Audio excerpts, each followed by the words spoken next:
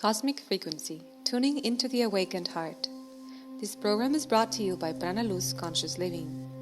My name is Ana Lu and I am the founder of Prana Luz and host for the Cosmic Frequency podcasts. Our podcasts focus on three main pillars: spirituality and social and environmental awareness. Today's topic is Non Duality, and our guest today is Magdi Badawy. Magdi is originally from Lebanon, and he currently lives in Northern Virginia in USA. After an initial awakening experience in 1973, he joined the Rochester Zen Center as a student of Philip Kaplau Roshi. In 1981, he left the center and joined the Genesee Valley Zen Center as a student of Toni Packer. He worked there with Toni until 2002, at the same time while he was exploring the teachings of Jiddhu Krishnamurti. He met Advaita Vedanta teacher Francis Lucille in 2010 and 2011. The final knot then was undone. Magdi started teaching in 2011 and currently meets weekly with friends at his home as well as online during the week. He holds retreats upon invitation, and on occasion he also schedules retreats at his house. I personally had the pleasure to meet him as part of his retreat in 2019 in Costa Rica.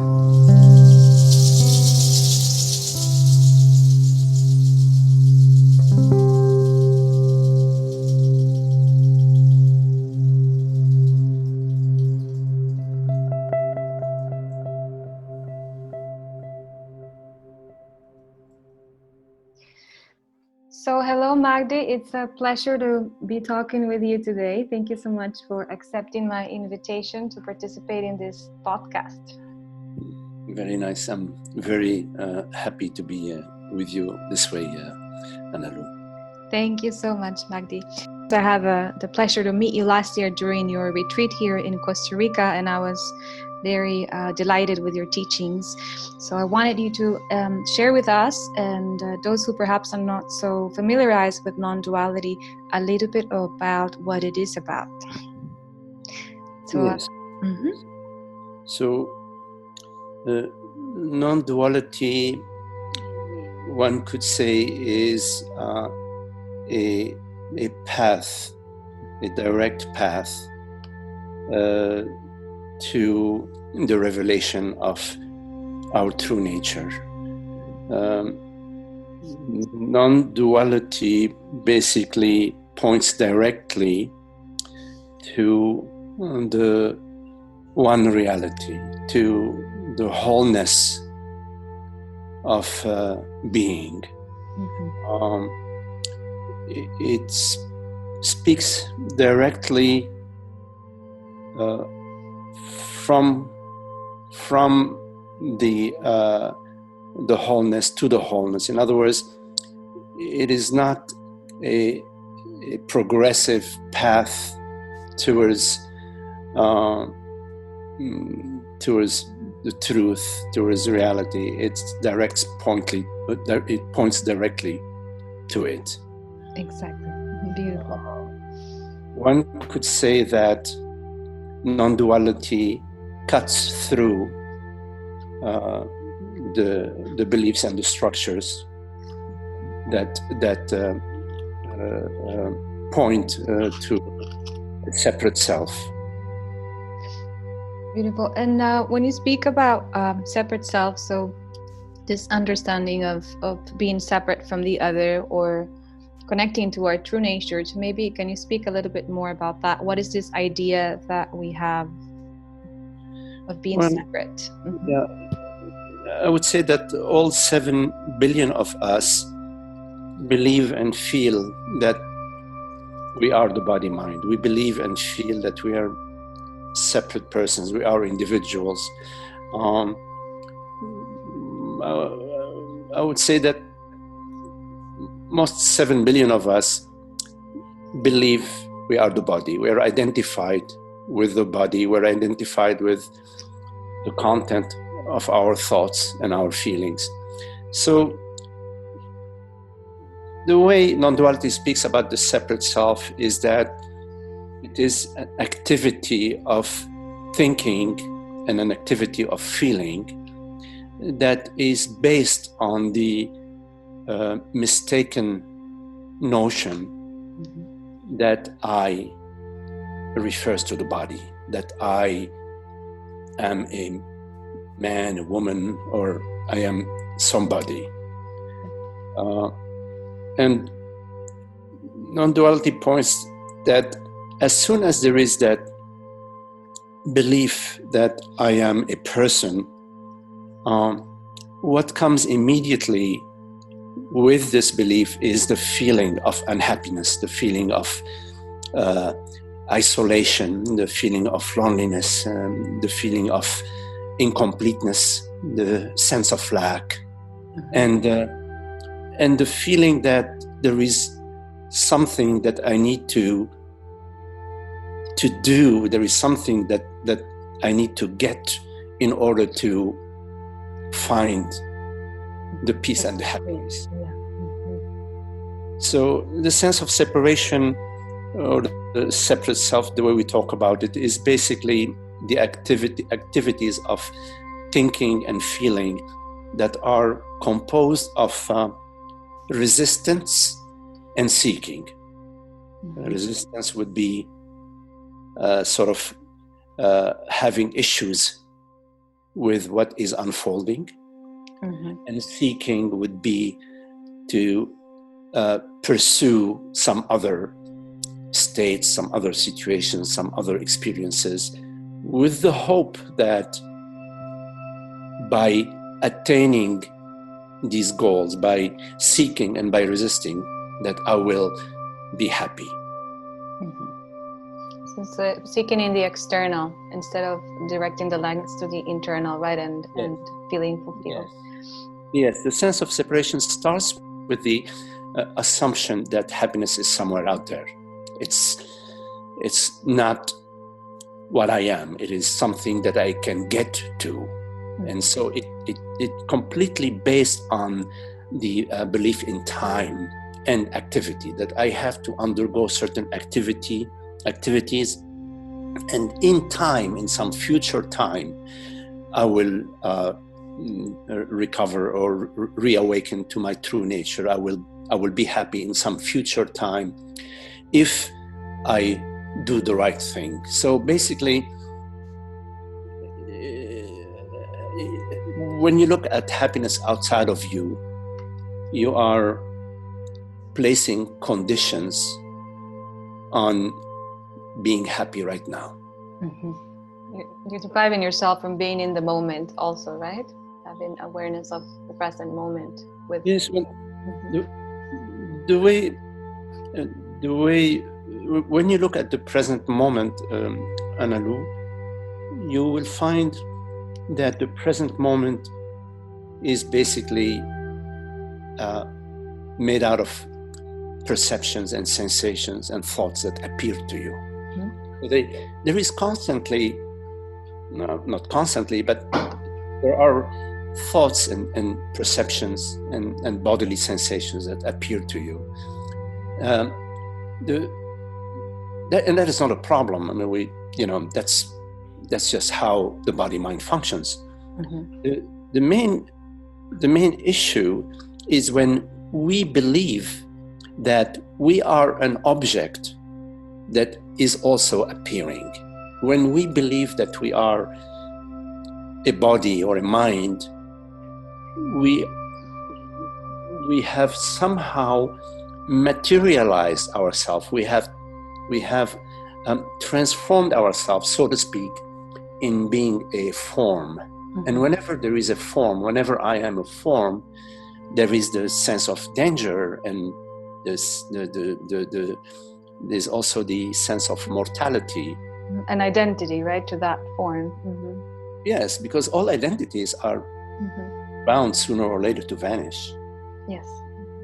And can you speak a bit more about this true nature that we are? Like, I've been also very passionate about non-duality, and I've been studying it for a while, and it's something that I resonate with. And I always, when I practice or when I teach, I always speak about this, observing that we're not the body, observing that we're not the emotions, observing that we're not the thoughts, and connecting with this observer, right? This consciousness that is our true nature. So when we speak about this true nature of that which we are, which is not bonded to this identity and form and fear and external, right?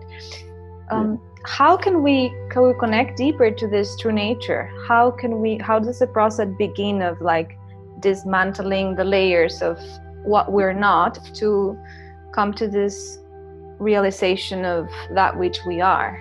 Yes.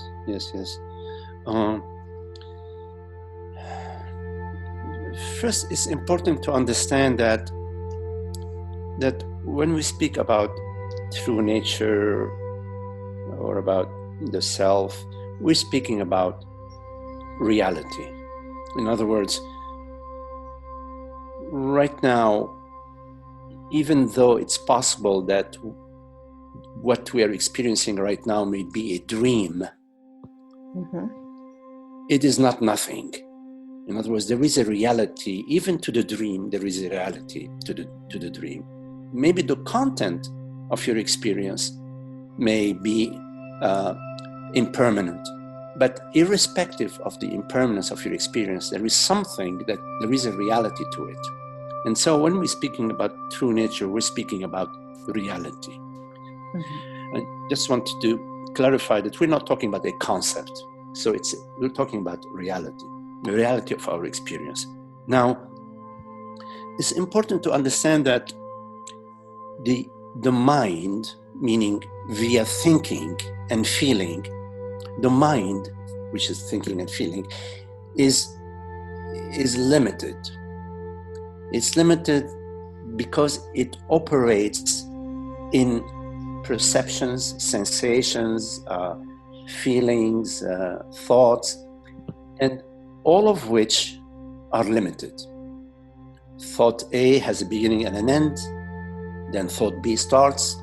Even if it's a long, long thought, it has a beginning and an end. All experiences have a beginning and an end. They are limited. They are in time and space. So reality is not limited. That's really important to understand. It's not limited. It's not defined. It doesn't start, in the 12th century and it will end in the 30th century. It doesn't start, in England and end in Paraguay. It's not limited by time and space. Reality is absolute. It is independent of time and space. So the question then is the following. Is it possible for the mind, meaning for thinking and feeling, which is limited, to comprehend reality, which is not limited? In other words, can that which is limited comprehend that which is limitless? And the answer is no. The limited cannot comprehend the limitless. So the question, when we say, how can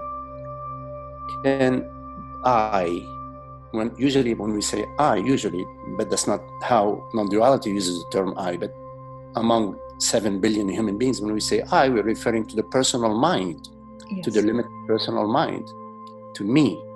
So the question is, how can me, which is limited, comprehend the limitless? It's not possible. So that in a way is the bad news. The good news is that you are not the limited body mind. You are that, you've heard the saying, you are that which you are seeking. I does not refer to the body mind. I is infinite awareness. I is borderless presence. I is the transparency of being. So in terms of the question, how can we come to the comprehension of our true nature? How can we realize our true nature? It's a matter of understanding but in a deep way, not just a superficial understanding, a deep understanding that I is not the limited body mind that I feel and I think I am. That I refers to presence, refers to awareness, refers to true nature. I is true nature. So it's a process of sifting out the mistaken beliefs and seeing through the feelings that say, I am immortal body mind. Thank you, Magdi. So would this be, so dropping this veil, right, that, let's say, blinds us from being able to experience, I understand, like, a lot of us, of course, because we tend to believe that we are this mind body, our natural way of reacting and interacting would be analyzing it with the mind, right? Yes. Trying to get a grip of the mind to understand, right? Which is beautiful what you explained. Yes. We conceptualize our true nature. We conceptualize consciousness. We conceptualize reality as an experience.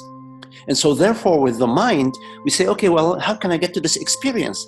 So we sort of materialize the consciousness. We make it an experience or some state. And we say, well, how can I get to that state? You see? And this is how, at the mind level, we operate. And then with the proper guidance, what is pointed to the truth lover is that the mind in its limited way only deals with its content. The mind cannot perceive beyond its content. It only relates within its content. And consciousness is not a content of thought. Thought is a content of consciousness, but consciousness is not a content of thought. Yeah, I think it would be great. I feel it would be great to share a little bit about that difference about consciousness and awareness. So, what, based on non-duality, what is consciousness? Yes. About consciousness and awareness, I worked with my teacher Francis Lucille, and he's French, and in French there's only one word for. There aren't two words for consciousness and awareness like there is in English. In the English language, there is only la conscience, only one word. So the way I use the word consciousness is synonymous with the word awareness. Just wanted to make this note, although in the English language are two different words, I use them synonymously. Now, the question of what is consciousness is important to look at. That if you're defining, when you're defining any concept, when you're defining a forest, you look at the number of trees. You say a forest is made out of trees. There is a clearing. When you're defining a lake, you say, well, a lake is a body of water, and there is around it, the lake, the shore of the lake, etc. So,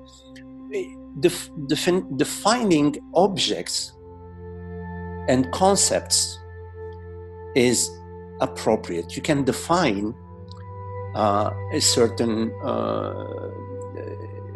form in a certain language, but consciousness, not being an object, cannot be defined via thinking.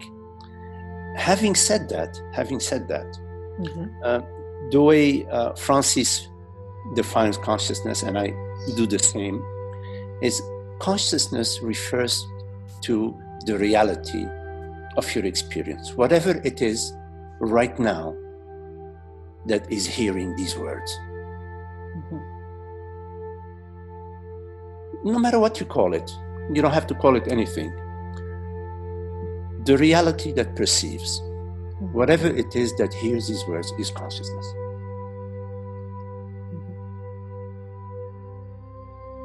Now, I would say that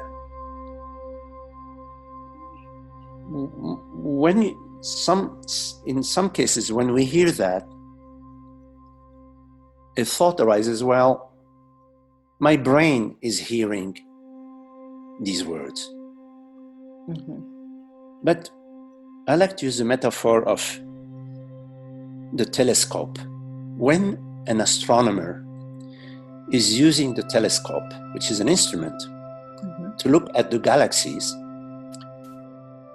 he is looking at the galaxies. Is it the telescope that perceives the galaxies? Or is it the astronomer that perceives the galaxies?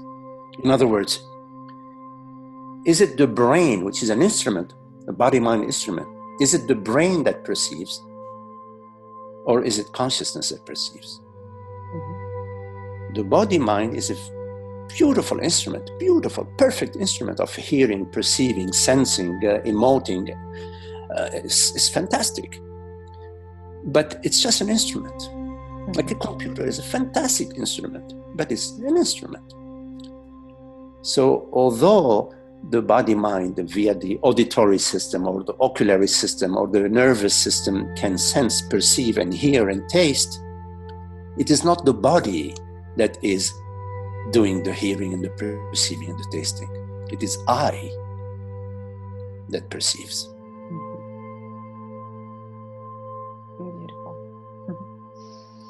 Thank you, Magdi.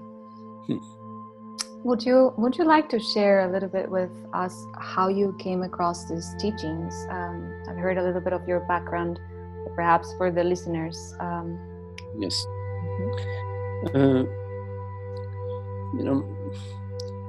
My path was initiated in the 70s by an awakening experience that was unexpected. And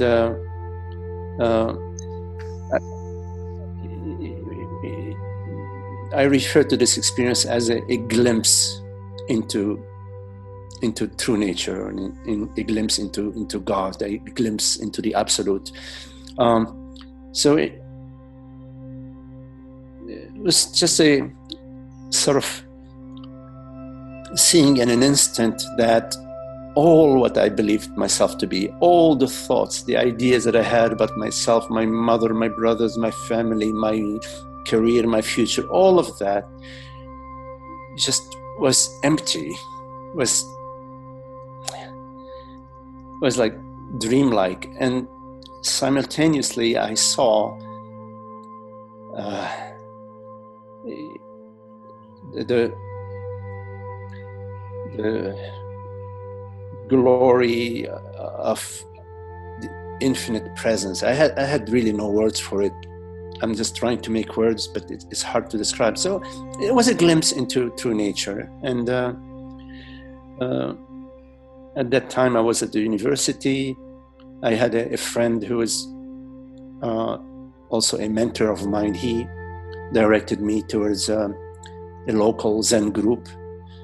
And over the next couple of decades, I became a Zen student that was working with Philip Kaplau Roshi, who was the head of the Rochester Zen Center. In the early 1980s, I met Toni Packer, who was the Dharma heir of Philip Kaplau, but she left the Zen tradition because she wanted to sort of drop all the traditions and all the chanting and all the customs. She wanted to do like a pure, more simplified way of contemplation. And so I worked with her for a couple of decades. And then let me see. And later on, I was sort of doing contemplation on my own. And in I believe in 2000, about 10 years ago or so, I met Francis Lucille, who is an Advaita teacher, Non Duality teacher in Temecula, California. I met him online, and I had quite a few questions to ask him, and in the process of inquiry with him and trying to understand his teaching, I would say that's when I started teaching. Mm-hmm. So was this like, I always have this question when I learn and speak about duality and this realization of the true nature. Is it something that arises and comes through like as an aha moment, like you were describing this, undescribable in words? But does it stay? Is it like permanent once you realize that your true nature and you connect with that infinite source, that which is permanent, right? Is it permanent? Is it a state of being that is continuously permanent, or do you kind of like, when you are in a meditation practice, that our goal is to calm the mind and to tap into this space of presence, yet there are always the thoughts arising and coming, and we observe them, but there are moments where we get caught up on them, and then we're kind of like back on the trap again, right, of this world. So I guess my question is is it something that is permanent in you, or is it a state that you come in and out? Yes. Initially, the glimpse into the source, into the absolute,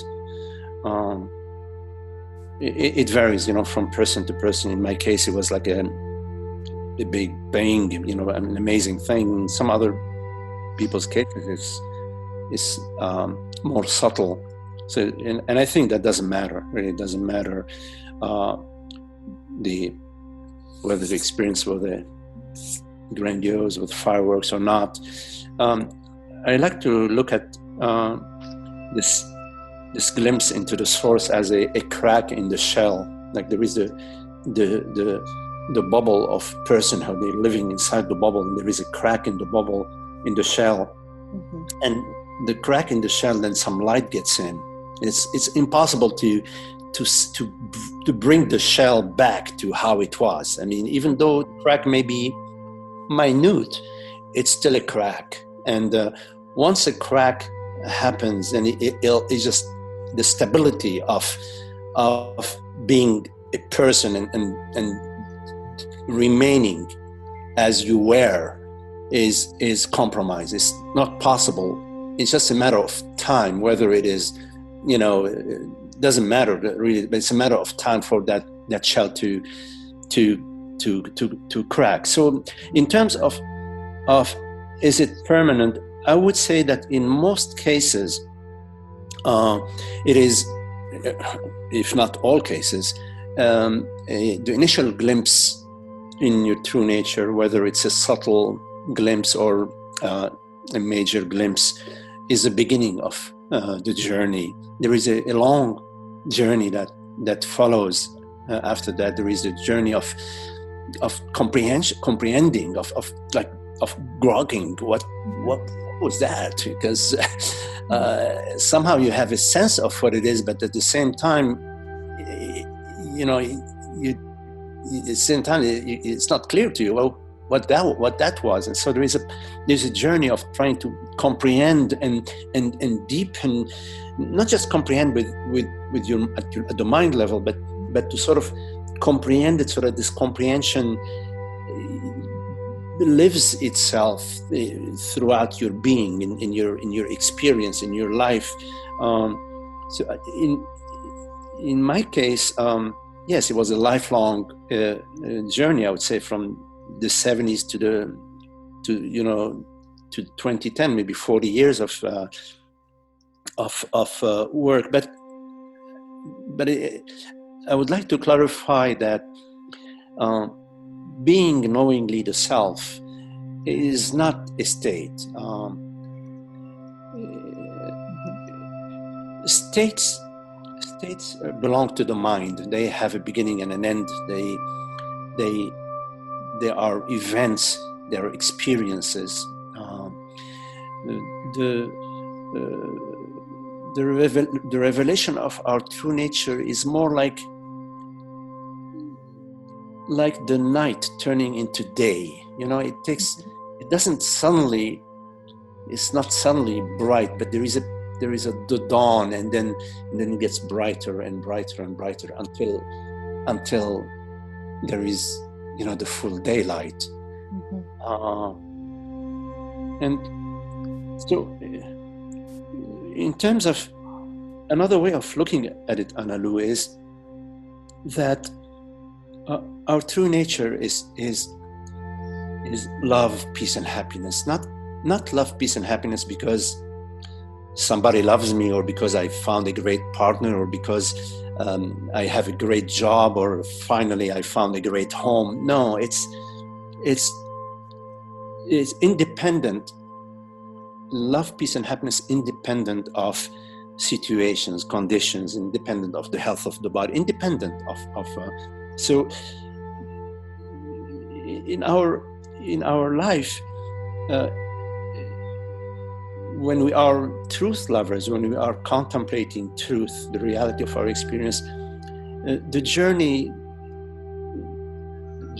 let's say, progresses from unhappiness towards less and less unhappiness, until the unhappiness is no longer there. And like Francis Lucille says, well, until you are happy 99.99% of the time. So yes. Thank you. And so according to non-duality, how would we address this clinging, let's say, to this state of, or not state, because you just kindly corrected me, this connection to the infinite, or being in the state of infinite.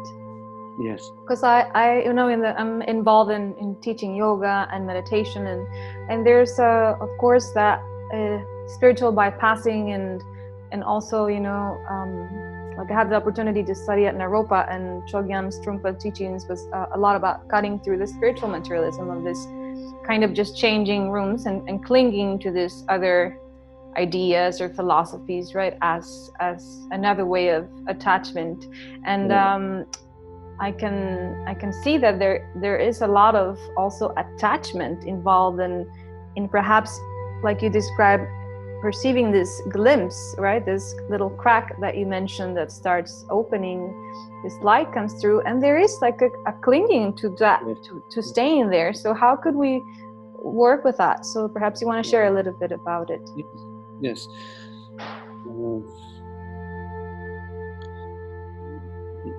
You know, I would say that it's very common, maybe even normal for that process of clinging to take place, because, you know, if we've been for most of our life, you know, holding on to stuff and attaching ourselves to stuff and believing that our happiness depends on this and that, and when we experience something that's very, very happy, such as a glimpse into our true nature, the mind is gonna hold on to it and says, that's it, hold on to it, this is it, you got it, hold on to it, don't let it go, don't lose it. It's a normal thing for that non-experience to be turned by the mind into a personal experience. That's how the mind operates. I would say that not to fight against it, not to struggle against that clinging, but to sort of gently, lovingly allow it, invited to be whatever he wants to be, and to sort of give it all the space that he wants to have, and to sort of be. But by allowing it, you are bringing it into the light of awareness. You are not building barriers around it, and then it's going to rebel against the barriers. Instead, you're saying, okay, I welcome you, and I'm available. So there is an availability, the availability of awareness, the availability of consciousness to notice the clinging, the holding on to mommy's apron, holding on to this sense of security outside of myself, to sort of see it and maybe even have some tenderness towards it, some compassion towards it, and it's like, like it's children when they want to play and you say no, they like really rebel, they really want it, When you say yes, they play, and after 10 minutes they're tired of playing and they come back and sit on the couch, So would there be like a dissolving nature, or like so observing, kind of containing, yet not get like not like a tension or a grip into it? Right. Would it be like observing it from a acknowledgement, or? Yeah, it's sort of an indifferent, and observing it from a place of indifference, a place of that has no. You're not hiding behind your back a stick where you want to kill it. You want to hit it on the head. You're just indifferent, an indifferent way of being present to it. Thank you, Magdi. So it just appears and in time disappears because you remain as you are.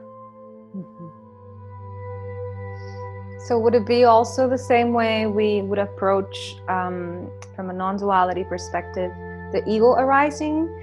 Because personally, I have this. I work and I practice and I meditate, and I can come to these spaces where I'm observing, for example, my ego arising, and I get this really strong resistance to my ego, like, I don't, like, why am I doing this? Or, my mind kicks in as like, with a certain, resistance and tension, like almost like I'm angry at myself that happens, right? So what would be the approach from non-duality also to what is the ego perspective from non-duality? Yes. Analu, ego is part of the journey. From a child, baby has no ego. It's just experiencing, experiencing. It's a bundle, a stream of experience, and there is the security of mom and dad, mostly mom as a baby, that's there. And part of the process is that at some point we detach ourselves from our mother and father. We move into the forming the ego and being that ego and affirming that ego and knowing myself as that person, that personal sense of ego. So it's part of the process. So ego is a healthy thing, and ego it's important for that, for parents to allow their children to develop their independence, their skills, their way of wanting to express themselves and explore themselves. It's a healthy thing, that process of ego formation. But beyond the formation of the ego, then there is the contemplation. Now, the healthy ego allows you to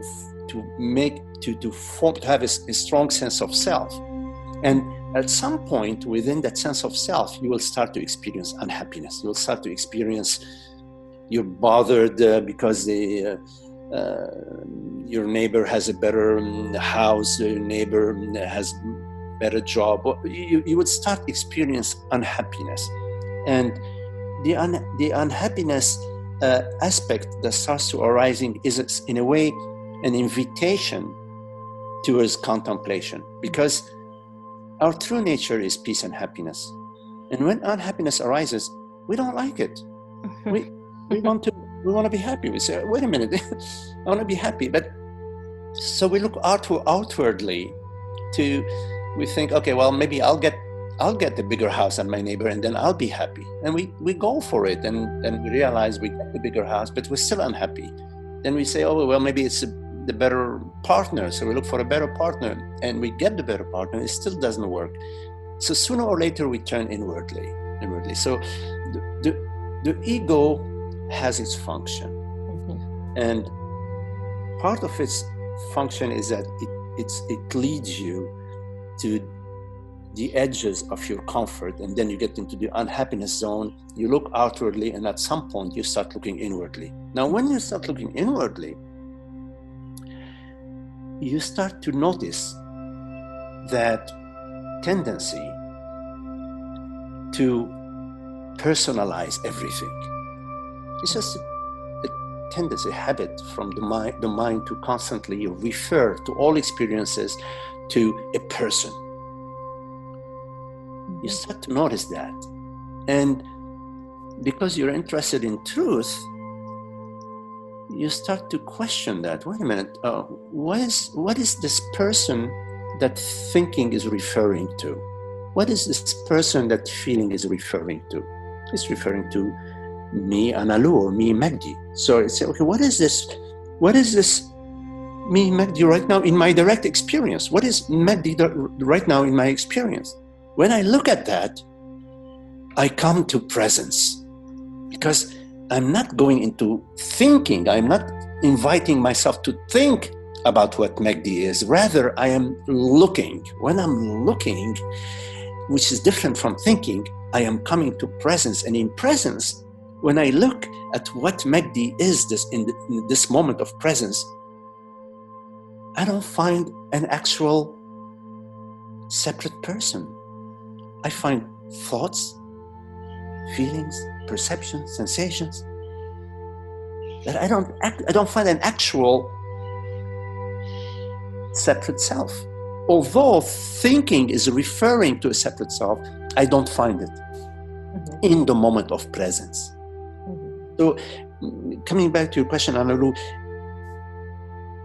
I wouldn't make a problem out of ego. I wouldn't, because if you make a problem out of ego, you're making an unnecessary problem. It's already served its purpose. The ego served its purpose, and now you're in a place where you're contemplating the peace, the causeless peace, the happiness.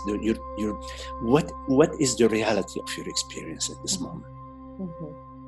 And when you contemplate the reality of your experience in this moment, you come to the eternity of presence. You come to the peace of being, which is beyond mind, beyond words. Thank you so much, Magdi. It's beautiful. I'm so honored to be talking to you. I'm your biggest fan. Thank you. In regards to, I'm very passionate also about speaking and sharing and inquiring about this concept of good and bad and darkness of light. Like we always tend to label things, and we live in this structure of that's wrong and that's right, or that's evil, or and also sensations and emotions and experiences that we connect with those labels, right? Yes. And part of this, as I understand, part of this non-duality is recognizing this just essence that we are, this connection of both of them in a way, right? So not in the sense of, let's say, emotions. Of many of us tend to deny or reject some emotions like anger or sadness or people that we label as bad and etc. So what would be the perspective of this darkness and light, this good and bad, according to the teachings? Yes.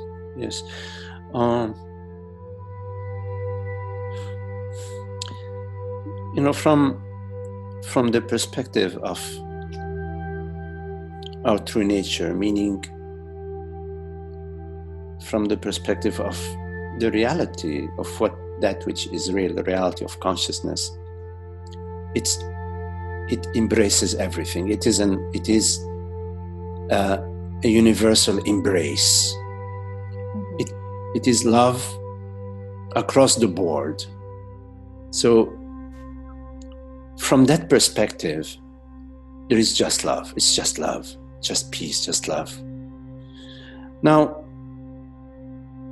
there is the relative perspective from the perspective of the mind, from the perspective of the phenomenal realm. There is good and bad. For example, it is not a good thing to fall off a tree and break your leg. And it's a better thing to just, be walking carefully and not cross the street in front of a car, not to get hit by a car. So there is good and bad, but it's in one way it is true. It's not a good thing to get hit by a car, but in another way, heck, all these body minds are temporary. In another 100 years, where is your leg? It's gone. So there is a perspective. There is a relative perspective of good and bad, and we need to honor that in our relationships, in our life. We want to relate with each other out of love, out of respect, out of consideration, out of a sense of fairness and a space of listening. But do we do that? No, we don't. Of course, sometimes we do, yes, but sometimes we don't. And so it's interesting, although in the absolute, it doesn't really matter. It doesn't really matter, because when a tsunami comes and kills 200,000 people, well, you know what?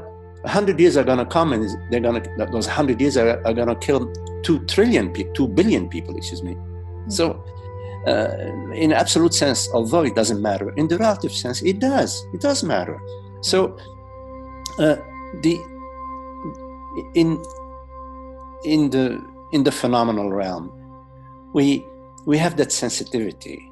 We feel when somebody is acting towards us in a way that's disrespectful. Mm-hmm. We feel hurt, and we feel like that there was something wrong, that something improper that was done.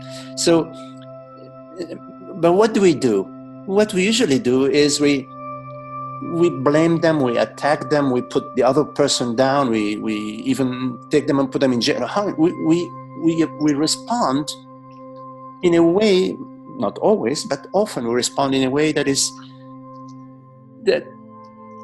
maintains the same sense of separation. So in the dream, in our experience, we do experience good and bad, but it is an invitation for us to comprehend the absolute good. Now, what I mean by absolute good is, like when we say love has no opposite. Mm-hmm. Love has no opposite. Sometimes we say, oh, hate is the opposite of love. No. Love is absolute. There is no opposite to love. Mm-hmm. Freedom, beauty is absolute. So when you take love and you make turn it into an activity towards an object. Say, okay, well, I'm going to love you, but not you. At that moment, you are not really loving. You're just using mind. You are thinking. You are distinguishing and via thought. So you say, well, no, I am loving this person more than that other person. No, you are not. You're just using thinking. You are thinking, and because you are thinking and using your perception, say, oh, this man is more handsome than that man. This person is richer than that person, and therefore I'm going to like this person more than that other person. You're using your senses and you're thinking. So you are not going to the absolute quality of love. But when you go to the absolute qualities of love, then you realize, this is where hatred ends. This is where the good and the bad end. The good and the bad end in the absolute qualities of consciousness. And the qualities of consciousness is love, beauty, freedom, respect, fairness, honor, wisdom. They are absolute qualities. And the more we respond in our life, the more in our life we are living according to the principles of consciousness, and not according to the mind, not according to the senses, not according to thinking. If we are operating in our life, even when we are insulted, when we respond from a place of compassion, a place of consciousness, a place of recognition of the wholeness, a place of that is not personifying the other, you will find that good and bad merge together into peace, love, and compassion. Thank you. What would be some tips or recommendations, let's say, you could give us in regards to staying in that place of observing and acknowledgement? How do we begin? I mean, I understand this process of coming back to our true nature begins with our self-inquiry, right? Of who am I? And that's like the big question, right? Who am I? But what would be some recommendations for those perhaps that are starting in this path, or for us who are still in this path and working on it? What would be some tips you could give us, Magdi? Yes.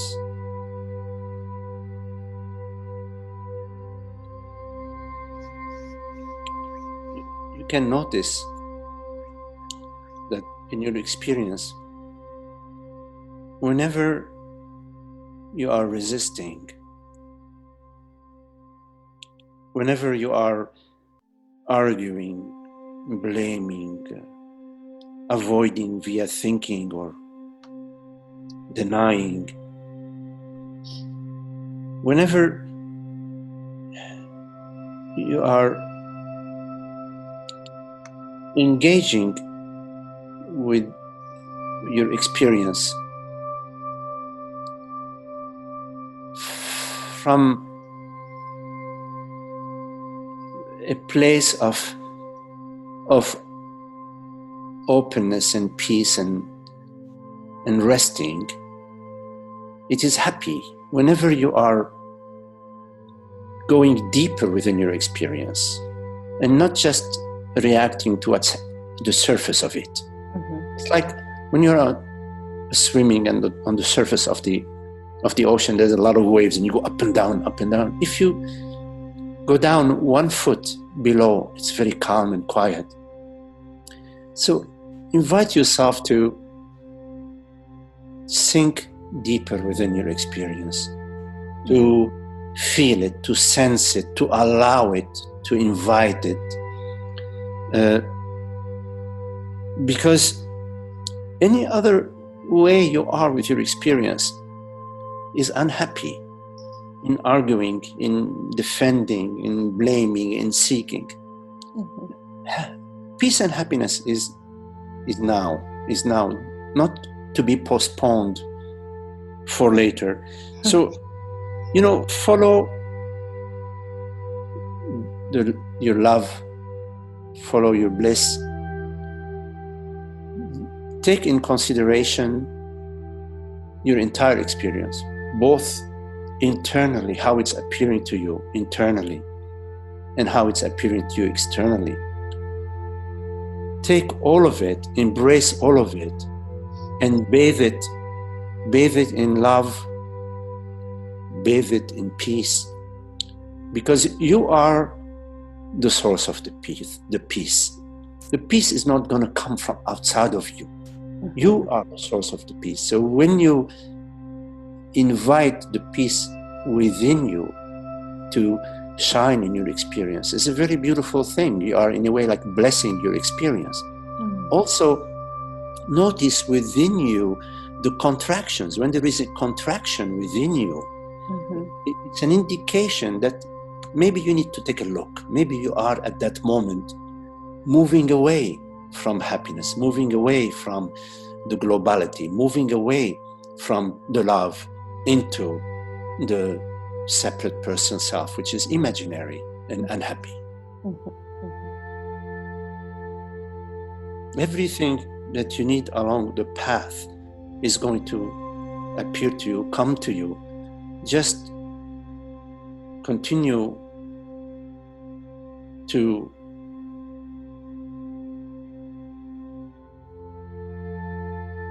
live with a passion for truth and for your love for truth,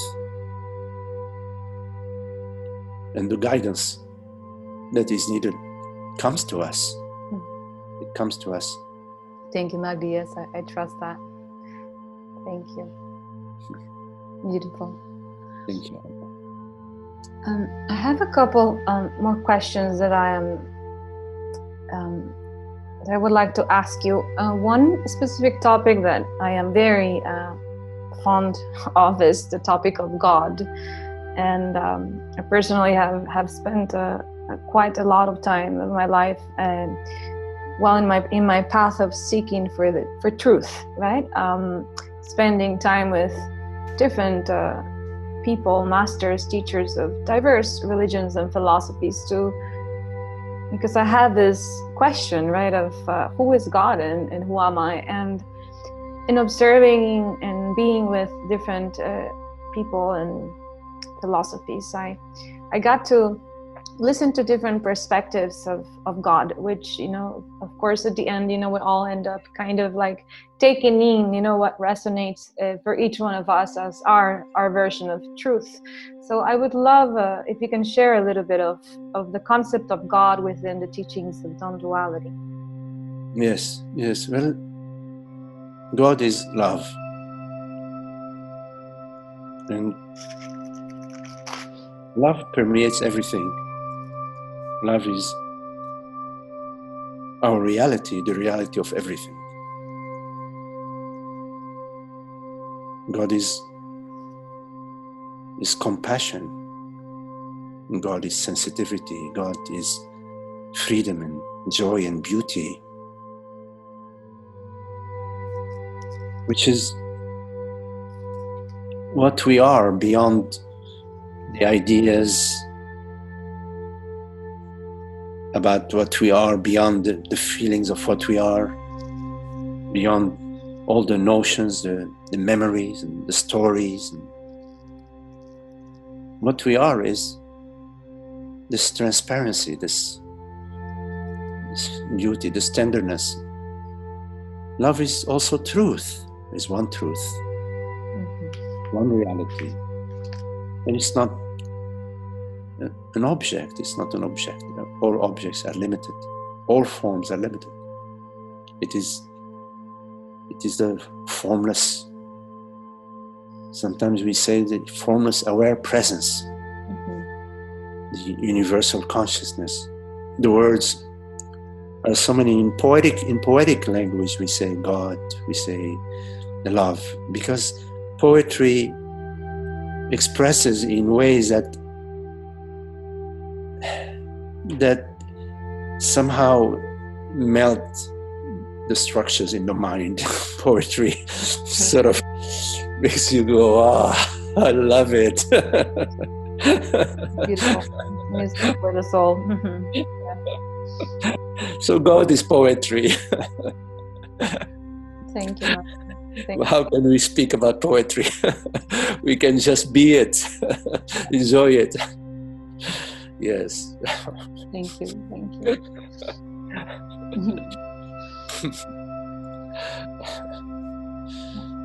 Okay. And I think one of my last questions would be, in regards to the current situation that we are living.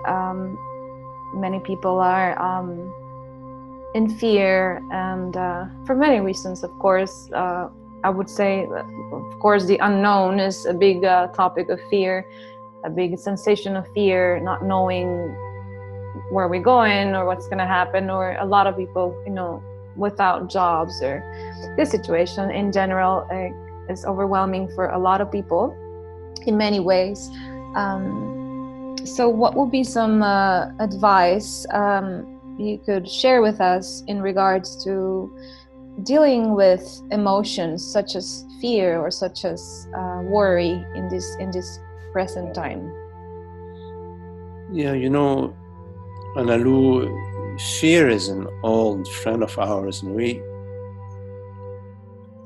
for generations and eons, we've been living in fear. We live in fear all the time. We have ways of coping with the fear. We have ways of bypassing it. We have ways of thinking our way around it. But fear is an integral part of the human experience.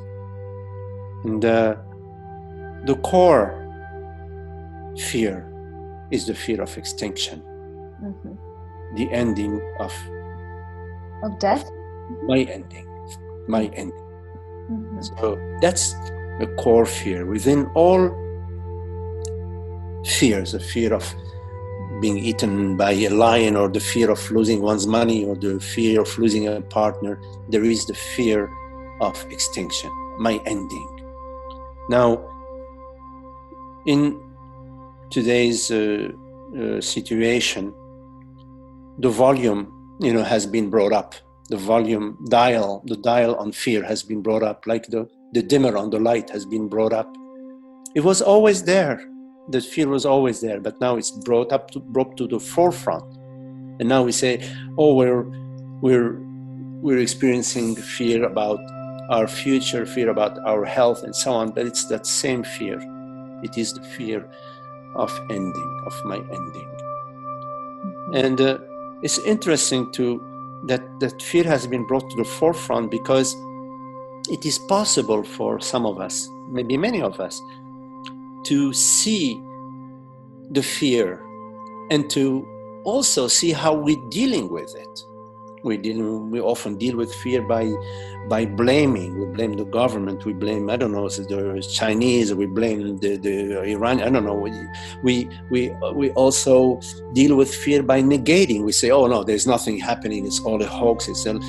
Or we deal with fear by engaging in some addictive behaviors.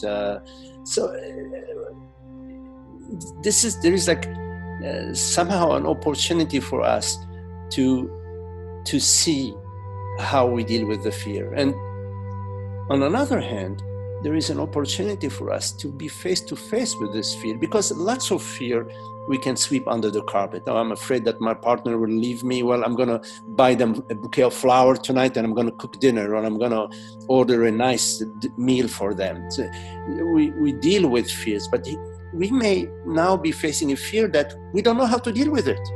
We don't have the strategy to deal with it. Oh my God, I'm losing my job. How am I going to pay for the food for next week? We don't have the strategy to how we deal with it. So we can notice not just our powerlessness, but also what new strategies we're going to develop. Some people will say, "Oh, we're going to revolt against it. We're going to take what There are all sorts of stirring up. The fear is stirring up the structures. It's dislodging the structures. But the core fear is the fear of ending, of my ending. Because everything else is secondary. If I don't end, well, then who cares what happens? Because I'm not ending. But there is a fear of ending. So there is a contemplation, which I'm not going to go into right now because it's a big topic. The fear of death and the fear of ending. What is it that ends? But in terms of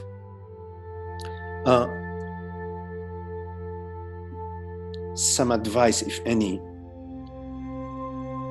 I would say if it resonates for you,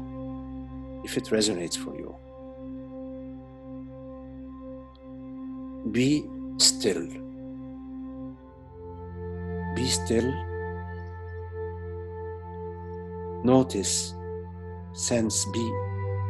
Allow your experience to its fullness, its wholeness, its full expression. Allow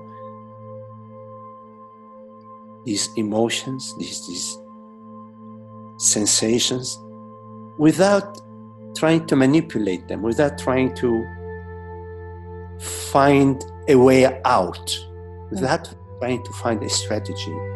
Just be fully with it. It's a rare opportunity to be fully present. And what's good also, Analu, right now, because what you call social distancing or whatever, or stay at home, you don't have too many escapist strategies of let me go to the movies, let me go to dinner, let me go visit my friends, let me go. But I tell my friends I'm like on a 30-day vipassana. I always wanted to do a 30-day, and it's been way over 30. So there you go. There it goes. Yeah. My opportunity for self-inquiry and inner work. Yes. So. Thank you, Magdi. And another way to, would you say another way to connect with this would be dealing from the understanding of perception of impermanence and permanence,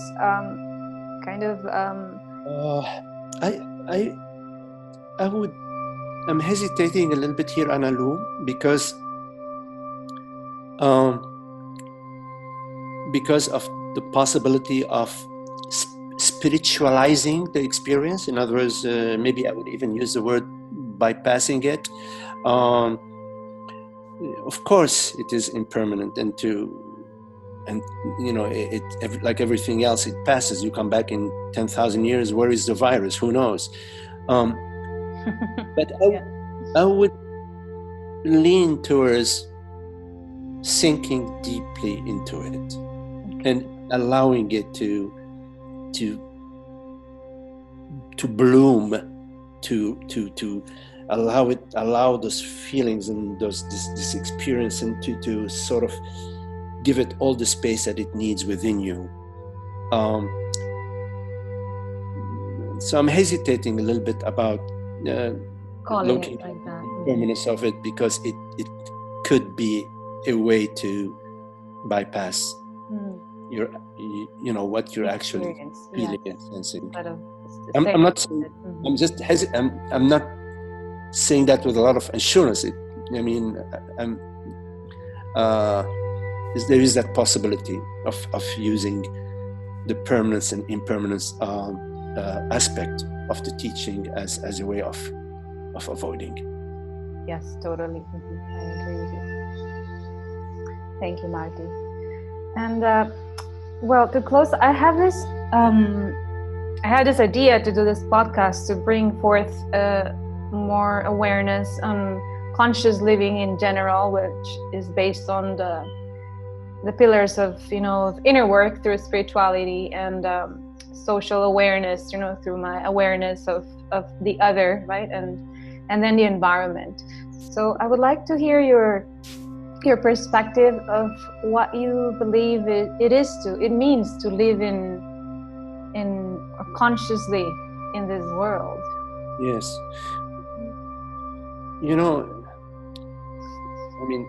The planet needs us to live consciously. It's way overdue. We are intimately connected with each other. We're intimately connected with the planet. We're intimately connected in our thinking and feeling. So we can no longer afford to live in a bubble, the bubble of me, my tribe, my family, my money, my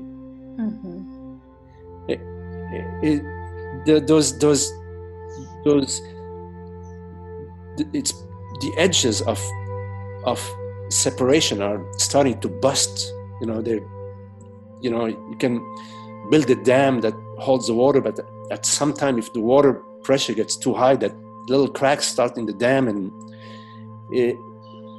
so the ones there are some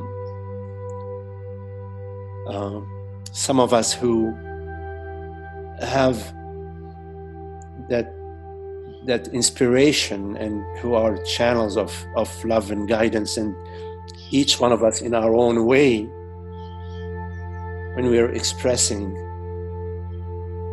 our totality, not just our personal ideas, but to go deeper, to express whatever we're expressing from the heart, from the gut, from our entire being. It doesn't have to be in action. It can be just an inner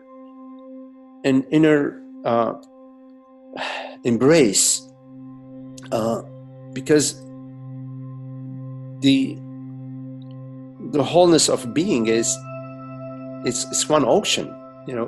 Whatever happens in the ocean happens to the whole ocean. It's when there is a current in the ocean, it's a current in the entire ocean. So I say that, if you have an understanding about the principles of consciousness, the principles of love and compassion and sharing and listening and fairness and sensitivity, then it's now time for us to live according to these principles, irrespective of how sometimes the mind may rebel.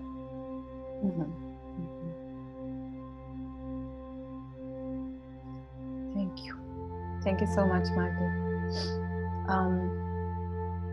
Before I let you go, thank you so much for your time and energy and sharing with me and with everybody who will be listening. I wanted to just ask you if you had like one core important message that you consider humanity needs to hear right now, in a sentence or one word, or what would that be? Happiness is not personal. There is no such thing as personal happiness. Your happiness is everybody's happiness. The love that you are is everybody's love. So just take that to heart. Thank you, Magdi. It's been really, really amazing to speak to you. I'm so grateful for your time. You're such an amazing teacher. I will be sharing a little bit of your information.